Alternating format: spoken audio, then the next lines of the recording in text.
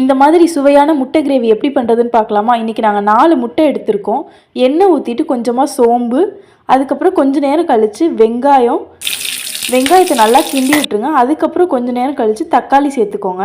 இதையும் நல்லா கிண்டி விட்டுருங்க. இதை சேர்த்துட்டு பொட்டுக்கல்லையும் சேர்த்துக்கோங்க. இந்த கிரேவியோட டேஸ்ட்டே பொட்டுக்கடலை தான். இதை வெள்ளை சாதத்தில், சப்பாத்தி எதுக்கு வேணால் இந்த கிரேவியை வச்சு சாப்பிட்லாம், நல்லாயிருக்கும். இது எல்லாத்தையும் நல்லா கிண்டி விட்டுக்கோங்க. இதுக்கு இடையில அது கொஞ்சம் வதங்கட்டும்.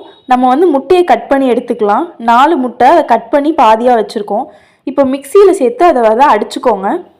இன்றைக்கி நாங்கள் இதை தக்காளி சாதத்துக்கு தான் தொட்டுக்கையாக எடுத்துக்க போகிறோம். இப்போ எண்ணெய் சேர்த்துக்கோங்க. எண்ணெய் சேர்த்துட்டு கருவேப்பிலை கொஞ்சம் சேர்த்துக்கோங்க. கருவேப்பிலை, கொத்தமல்லி. இப்போ அடித்து வச்சுருக்க பேஸ்ட்டையும் இதில் சேர்த்துக்கலாம். நல்லா கொஞ்சம் கிண்டி விட்டுருங்க.